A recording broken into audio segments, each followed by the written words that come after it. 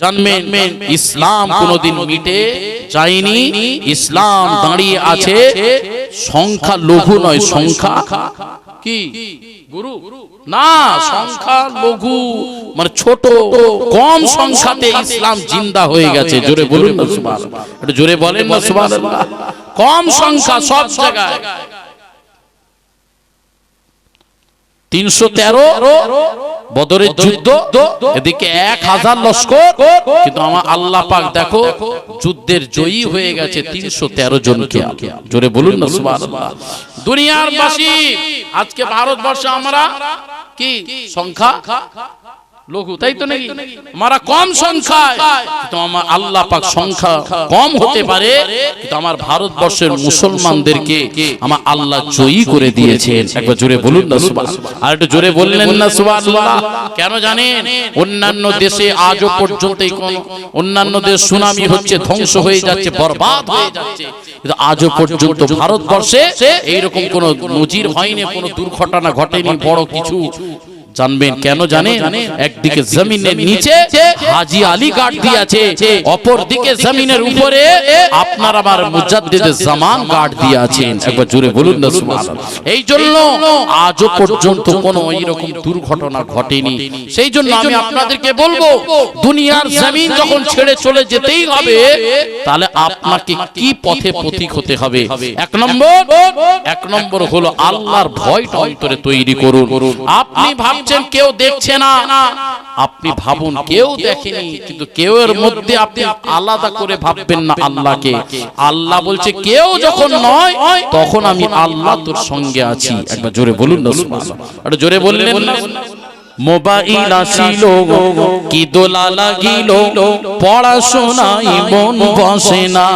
কি গো বসছে? আর পড়াশোনা সব গাছে উঠে গেছে, সব মোবাইল হাতে হাতে। মোবাইল আসিল কি দোলা লাগিল, পড়াশোনায় মন বসে না। পেটে ভাত লাগি যাক, পরনে কাপড় নাগি তাক, পেটে ভাত লাগি যাক, পরনে কাপড় নাগি তাক, মোবাইল ছাড়া সারাদিন চলে না।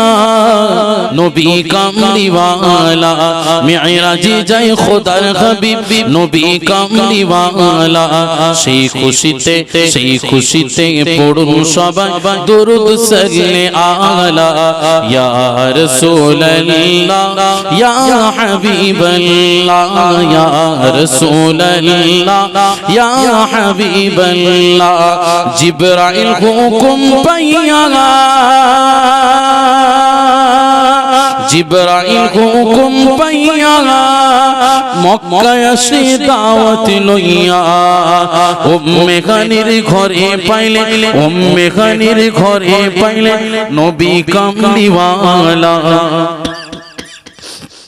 সেই খুশিতে পড়ুন সবাই দুরূদ সাল্লে আলা ইয়া রাসূলুল্লাহ ইয়া হাবিবাল্লাহ ইয়া রাসূলুল্লাহ।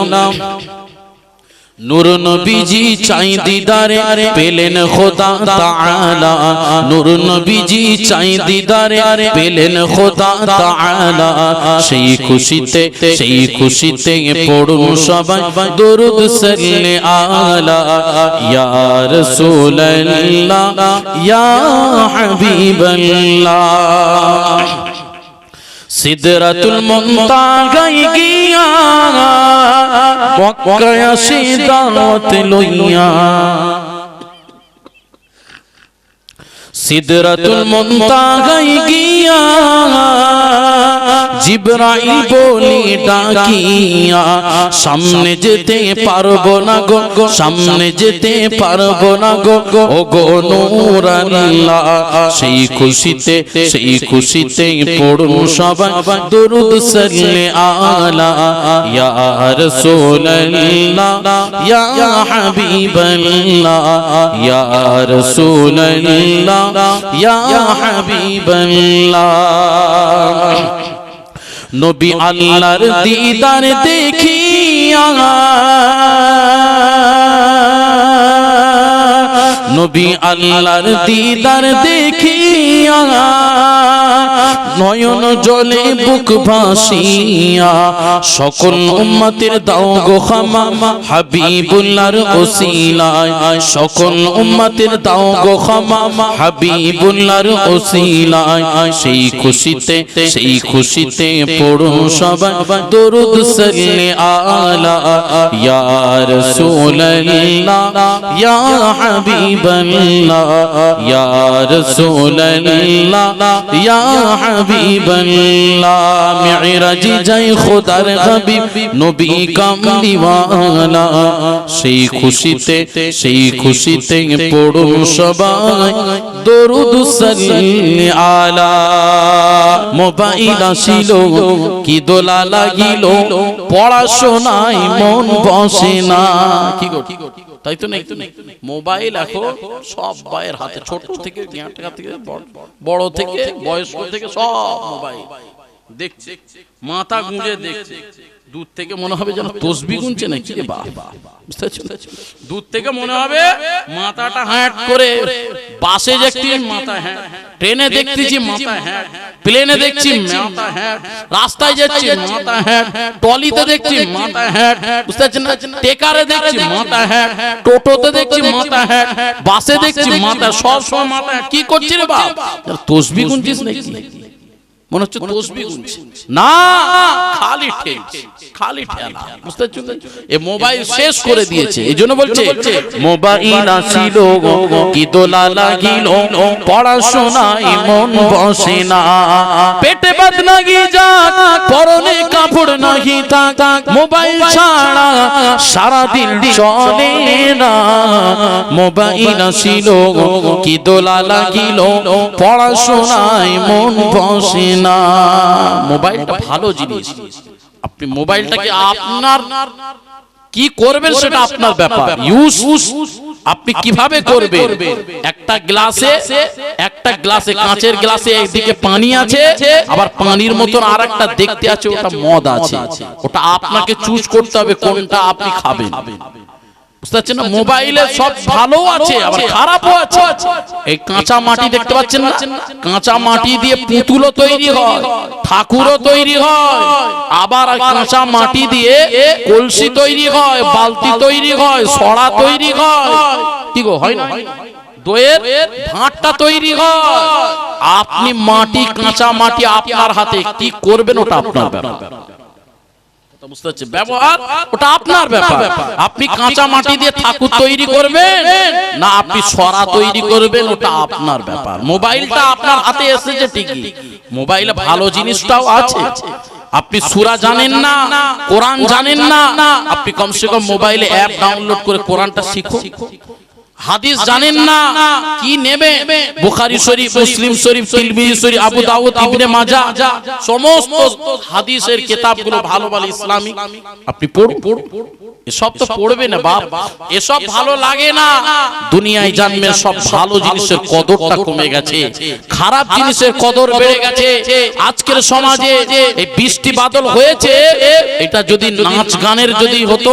আর যদি বৃষ্টি হতো একটা মানুষ যেত না কেন জানেন নাচ গান হলে ওখানে ছেলে মেয়েদের জায়গা দেওয়া যায় না ডান্স হলে ছেলে মেয়েদের জায়গা দেওয়া যায় না আর জলসাতে তাবাররুক আছে তারপর লোক দেওয়া তোরে বল লোক হয় না রে বাপ কেন জানে এটা ভালো জিনিস মানুষের ভালো লাগবে না পাড়াতে আখের রস বিক্রি করতে আসে না সবাই জানে তো আখের রস খেলে উপকার কেউ কি খায় অনেকজন খায় অনেকজন খায় না আখের রস বলে আমার আখের রস নেবে আমার আখের রস নেবে সবাই জানে উপকার আছে তারপরও খায় না সবাই জানে যে দুধ খেলে উপকার অপকার নেই তারপরেও দুধ খেতে চাই না কিন্তু খোলা পানি আপনাদের এই ক্যানিং এ আশেপাশে দেখুন খোলা পানি বিক্রি হচ্ছে লেবে লাও না টিকিট কেটে ঘরে পালো ডাঁড় বিক্রি করছে আর এদিকে আখের রস দুধওয়ালা হো করে ঘুরছে নেবে গো আমার দুধটা নেবে আখের রসটা খাবে খাবার লোক খুঁজে পাওয়া যায় না কিন্তু মদের দোকানে দেখো ভিড় দেখলে মাথা খারাপ সব ভালো জিনিসের বাবা কদরটা কমে গেছে, খারাপ জিনিসের কদর বেড়ে গেছে। আমি বলতে চাইছি এটা, আজকে যদি এটা অন্য কোন অনুষ্ঠান হতো একটা মানুষ ঘরে চলে যেত, যেত কি যেত না। এটা জলসার মাহফিল আর ভালো লাগে না, ওই জন্য চলে গেছে। যারা গেছে গেছে, ঠিক আছে, কোনো ব্যাপার নেই। কিন্তু বাপেরা, যুবকেরা, তরুণেরা, আব্বারা, হে আমার নবী পাকের প্রেমিকেরা, আল্লাহ পাক কেমন করে বান্দাদেরকে বাঁচিয়ে দিতে পারে একটা উদাহরণ নিয়ে নেন। আজকে আমি এই ক্যানিং এর মধ্যে জলসা এসেছি, কিন্তু এই ক্যানিং থেকে আমি বাড়িতে যাচ্ছি। বাড়িতে যেতে যেতে মনে করুন আমার গাড়িটা কোনো খারাপ হয়ে গেছে। আমার গাড়িটা খারাপ হয়ে আমি দাঁড়িয়ে আছি, কিন্তু অনেক মানুষ এসে জিজ্ঞাসা করছে কি ব্যাপার, কি ব্যাপার, এত গভীর রাত 3টের সময় আপনি এই জায়গায় কেন দাঁড়িয়ে আছেন, কি ব্যাপার? আমি বললাম গাড়ি তো খারাপ হয়ে গেছে, বাড়ি যাব কি করে? বাড়িতে ফোন করেছি, গাড়ি খারাপ। চিন্তা করছে না, করেনি? বাড়ির লোক করবে, এটা তো স্বাভাবিক। বাড়ির লোক টেনশন করছে, আর আমি আনছি আল্লাহ কি করে যাব, আল্লাহ কি করে যাব। এ যুবকেরা, আল্লাহ পাক বান্দাদেরকে কেমন করে বাঁচাতে থাকে। অনেক এই কথাটার মধ্যে একটা আপনারা বুঝতে পারবেন, রাখে আল্লাহ, মারে কে, মারে আল্লাহ, রাখে কে। কেমন করে দেখো গো, সেই রকম এই পরিস্থিতি যদি হয়ে যায়, ওই সময় পুলিশ মামুরা এসে জিজ্ঞাসা করতে লাগে। কিন্তু পুলিশের গাড়ি যখন আসছে, আস্তে আস্তে আমার মনের ভয় হচ্ছে। মনে হয় আমাকে ধরে নিয়ে চলে যেতে পারে, আমার নামে কেস দিতে পারে, আমার নামে উল্টো পাল্টা কেস দিতে পারে। কিন্তু না না না, পুলিশ বাবু যখন আমার সামনে এসে দাঁড়িয়ে পড়েছে, ওই পুলিশ স্যার এসে জিজ্ঞাসা করছে কি ব্যাপার স্যার, কোথায় যাবে? আমি তখন স্যারদেরকে বললাম আমি ক্যানিং এ জলসায় গিয়েছিলাম, এই ক্যানিং থেকে বাড়ি ফিরছিলাম, আমার গাড়িটা খারাপ হয়ে গেছে। বলার সঙ্গে সঙ্গে পুলিশরা চিন্তা করতে লাগলো ব্যক্তিটাকে কিভাবে বাড়ি পৌঁছাবো। সঙ্গে সঙ্গে আবার একটা গাড়িকে হাত দিয়ে দাঁড় করিয়ে দিল, গাড়িকে দাঁড় করিয়ে বড় লরিকে দাঁড় করিয়ে দিল। বড় লরিকে দাঁড় করিয়ে দিয়ে পুলিশ বাবুরা লরির ব্যক্তিকে, ড্রাইভারকে বলতে লাগলো, ও ড্রাইভার শোনো শোনো বাবা শোনো, এই ব্যক্তিটা এই রাস্তাতে ফেঁসে গেছে, গাড়িটা খারাপ হয়ে গেছে, কিভাবে যাবে? তোমার গাড়িতে গাড়িটা তুলে নাও, এই লরির মধ্যে গাড়িটা তুলে নিয়ে আস্তে আস্তে এই ব্যক্তিকে বাড়িতে পৌঁছে দাও। হতে পারে না পারেনি? পারে তো। আপনি রাস্তায় কোন জায়গায় ফেসে গেছে, অনেক মানুষ আপনাকে ওই জায়গা থেকে কি করে, উদ্ধার করে না করে? একটা কুয়াতে মানুষ পড়ে যায়, তো কুয়াতে মানুষ পড়ে গেলে সেখান থেকে কিভাবে উদ্ধার করে? কোনো না কোনো সূত্র দিয়ে উদ্ধার করে না করে না করে। আজকে আমি আপনাদেরকে এটাই বোঝাতে লেগেছি, দুনিয়াতে আপনি মনে করবেন আপনার পাশে কেউ নাই, আপনি চার দেয়ালের মধ্যে আছেন, কিন্তু আপনি ভাবুন আপনাকে, আপনি যে অন্যায় কাজটা করতে লেগেছেন, আপনি মদ খেতে লেগেছেন, আপনি যে গাঁজা খেতে লেগেছেন, আপনি লুকিয়ে লুকিয়ে সুদের ব্যবসা করতে লেগেছেন, আপনি লুকিয়ে লুকিয়ে টিকিট কাটতে লেগেছেন, মনে করলেন পাড়ার মানুষ আমাকে দেখতে পায়নি, আমার ঘরের মানুষ আমাকে দেখতে পায়নি, আমার বন্ধু আমাকে দেখতে পায়নি, আমার গ্রামের মানুষ আমাকে দেখতে পায়নি, আমার ঘরের বউ আমাকে দেখতে পায়নি, আমার ঘরের বাপ মা আমাকে দেখতে পায়নি।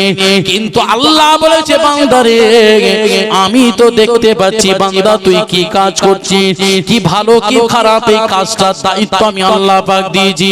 কেমন করে দুনিয়াতে যখন কোন বান্দা চুরি করে ফেলে, ওই চুরি করার সময় বান্দা সকালবেলা উঠে দেখে আমার ঘর চুরি হয়ে ডাকাতি হয়ে গেছে, ওই ঘরের মালিকটা চিন্তা করতে থাকে দেখো দেখো দেখো কে বাড়িতে এসে চুরি করেছে, চতুর্দিকে তো ক্যামেরা লাগানো আছে, তাকে বলা হলো ক্যামেরার ফুটেজটাকে একবার খুলে দেখো। ফুটেজটা খুলে আপনি চোর দেখতে পাওয়া যায় না যায়নি? ফুটেজ খুললে কি চোর কিভাবে এসেছে, কিভাবে চুরি করছে, কিভাবে নিয়ে যাচ্ছে সব বোঝা যায় না যায়? তাহলে বান্দাকে, একটা বান্দা আর একটা বান্দাকে চোর ধরার জন্য যদি সিসি ক্যামেরা ফিট করে তার ব্রেন বুদ্ধি দিয়ে বার করতে পারে, তো আমি আল্লাহ যে ব্রেন বুদ্ধিটা বান্দাদেরকে দিয়েছি তাহলে আমি আল্লাহ বান্দা কি চুরি করেছে, কি অন্যায় করেছে, কি খারাপ কি ভালো, ওটা কি আমি বুঝতে পারবো না? বোঝার ক্ষমতা আছে না? না। এই জন্য আল্লাহ বলেছে দুটো ফেরেশতা আমি প্রত্যেক বান্দাদের কাঁধেতে রেখে দিয়েছি, কিরামান কাতিবিন ইয়ালামুনা মা তাফআলুন। দুটো বান্দাদের দুটো কাঁধে ফেরেশতা আছে, ভালো কাজ করলে লিখে নাও, খারাপ কাজ করলে সঙ্গে সঙ্গে লেখা হবে না, দ্বিতীয়বার বান্দাকে সুযোগ দেওয়া হয়। দ্বিতীয়বারে বান্দা যদি আবার অন্যায় কাজ করে ফেলে তাহলে কি করবে? আবার লেখা হয়। তাহলে এই লেখার মধ্যে দিয়ে শুধু লেখা হয় না, আল্লাহ বলছে বান্দা যখন কিয়ামতের ময়দানে তোলা হবে, মিজানের একটা পাল্লা, এই দুনিয়ার পাল্লার মতন নয়, ভণ্ডবি, এই দুনিয়ার পাল্লা অনেক ভেজাল, নিচের দিকে চুম্বক রেখে দিচ্ছে আর 500 বাটখারা চাপিয়ে দিয়েছে, বুঝতে পারছেন না? বুঝতেই পারবেন না কিভাবে 500 চুরি হচ্ছে। 1 কিলোর মাল কম দিয়ে দিচ্ছে, কিভাবে বোঝা যায়? যায় কি অনেক সময় চোখের ধাঁধা হচ্ছে, আপনি কিছু বুঝতে পারেন না। কিন্তু আল্লাহ পাকের নিখুঁত একটা যে পাল্লা, সেটা হলো মিজানের পাল্লা। বান্দা তখন মিজানের পাল্লায় তার আমলনামাকে তোলা হবে, মিজানের পাল্লা, দাঁড়ি পাল্লা বলে দেবে বান্দা কতটা ভালো কাজ করেছে, কতটা খারাপ কাজ করেছে। সেই জন্য আল্লাহ পাক বলেছে বান্দা, সর্বপ্রথম বান্দা তোমরা আমাকে ভয় করো, ভয় করার মতন করো। কেমন ভয় করবে? সব সময় জানবে তোমার সঙ্গে আমি আছি, কেউ দুনিয়ায় থাকুক নাই থাকুক, আমি আল্লাহ বান্দাদের সঙ্গে আছি। বান্দা যদি আমার হয়ে যায়, বান্দা যদি আমার হয়ে যায়, আমি আল্লাহ পাক তার হয়ে যাব। জোরে বল সুবহানাল্লাহ। বান্দা যখন আমার হয়ে যাবে, আমি দুনিয়া তার গোলাম করে দেব। তুমি যদি আমার গোলাম হয়ে যাও, বান্দা তোমার জন্য সব গোলাম হয়ে যাবে। কেমন করে? দেখো ইব্রাহিম আলা নবিয়িনা আলাইহিস সালাতু ওয়াস সালাম, তিনি আল্লাহকে ভালোবেসেছে, তিনি তো আল্লাহকে মহব্বত করেছে, পিয়ার করেছে। এই যুবকেরা, ইব্রাহিম নবী আলাইহিস সালাতু ওয়াস সালাম এত আল্লাহকে পিয়ার মহব্বত করার কারণে নমরুদ একটা আগুন তৈরি করলো, নমরুদ একটা আগুন তৈরি করলো। ওই আগুনের ভিতরে, আগুনেতে ইব্রাহিম নবীকে ফেলে দেওয়ার জন্য তৈরি করলো। কিন্তু পরক্ষণে খবর হয়ে গেছে, চতুর্দিকে অলিতে গলিতে পাড়াতে খবর হয়ে গেছে ইব্রাহিম নবীকে নমরুদের আগুনে ফেলে দেবে। পাড়াতে যখন খবর পৌঁছে গেছে, সমস্ত পাড়ার মানুষেরা ছুটে ছুটে ছুটে ছুটে ছুটে ছুটে এসে ইব্রাহিম নবীকে জিজ্ঞাসা করতে লাগলো, বলো বলো বলো, একবার বলো বলো, একবার বলো, কি হেল্প আমাদের চাইছো, কি সহযোগিতা চাইছো, কেন তোমাকে নমরুদ আগুনে ফেলে দেবে, তুমি কি সহযোগিতা চাইছো বলো। ওই সময় ইব্রাহিম নবী বলেছিলেন, ইব্রাহিম নবী বলেছিলেন, ও গ্রামের মানুষেরা চলে যাও, চলে যাও, আমার কোনো সহযোগিতা লাগবে না, সাহায্য লাগবে না। যদি তোমাদের সহযোগিতা নি, সাহায্য নি, তাহলে পরবর্তী মানুষরা যখন এই কাহিনীটা শুনবে, তারা বলবে মানুষের সহযোগিতায় সে বেঁচে গেছে, আমি এটা হতে দেব না। আমি কোনো মানুষের হেল্প লাগবে না, সহযোগিতা লাগবে না। কেননা কেননা আমি ইব্রাহিম নবী, আমাকে আল্লাহ পাক নবী করে পাঠিয়েছেন, একমাত্র আমি আল্লাহকে ভালোবাসি, আমি জান দিয়ে আল্লাহকে ভালোবাসি, আমি আল্লাহর জন্য নিজেকে কোরবান করতে প্রস্তুত আছি।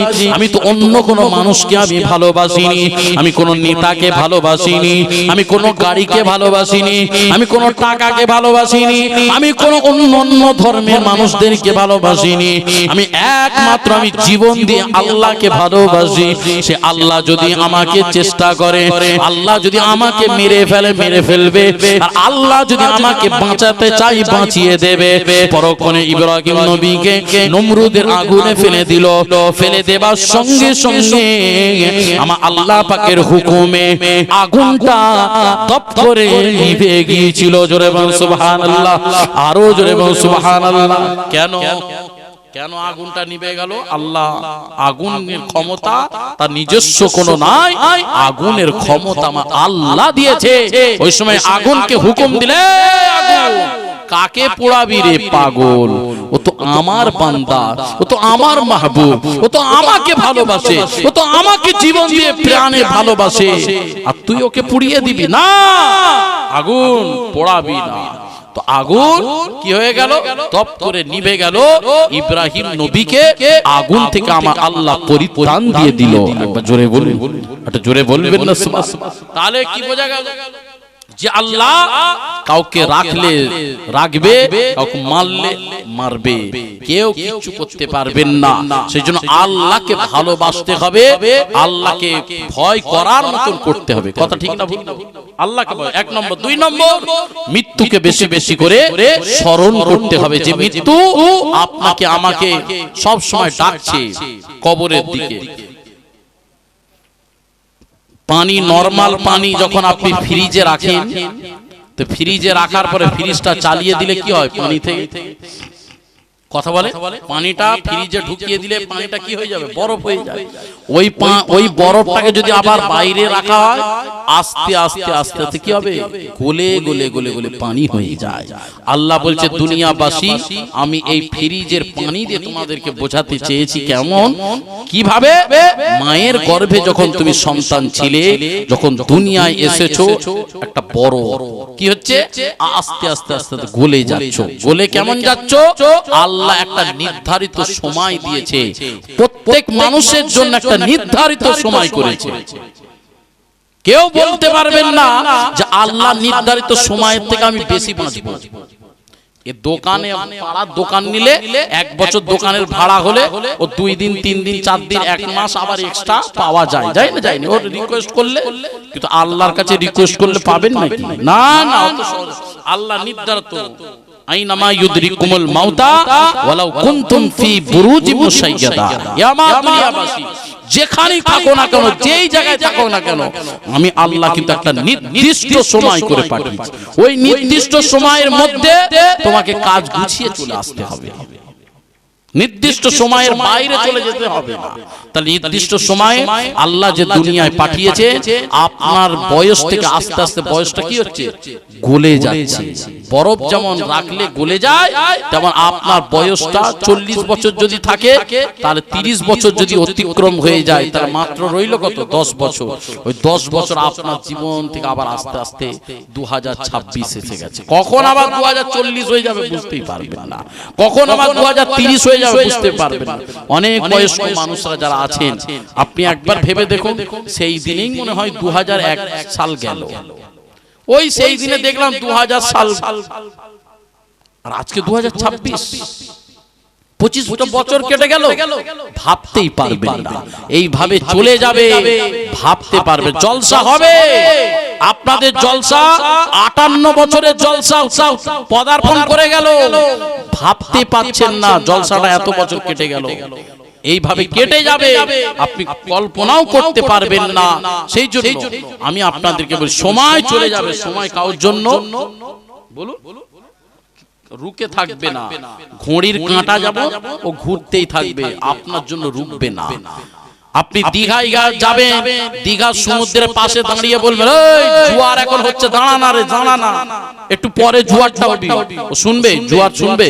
ভাঁটা হচ্ছে, তখন আপনি যদি বলেন, এই ভাঁটা হচ্ছে, এখন দাঁড়া, ভাঁটা জোয়ার হয়, এখন হবে না, ওর টাইমে চলবে। জোয়ারের টাইমে হবে, ভাঁটা ভাঁটার টাইমে হবে, ঘড়ি ঘড়ির টাইমে চলবে। আপনাকে ঘড়ির টাইমে চলতে হবে, আপনাকে ঘড়ির টাইমে আপনাকে চলতে হবে। ঘড়ি আপনার টাইমে চলবে না, আপনাকে ঘড়ির টাইমে চলতে হবে। ফজরের টাইম কখন হবে, আপনাকে চলতে হবে।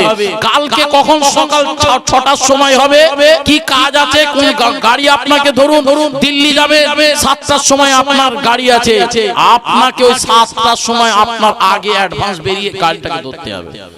7টা বাজলেও গাড়ি ছেড়ে পালাবে, আপনার জন্য দাঁড়াবে। সেই জন্য আপনাদেরকে বলছি, সময় অল্প, এটা ভাববেন না অনেক আছে, না। চোখ বন্ধ করে খুলে গেছেন, 2026 হয়ে গেছে।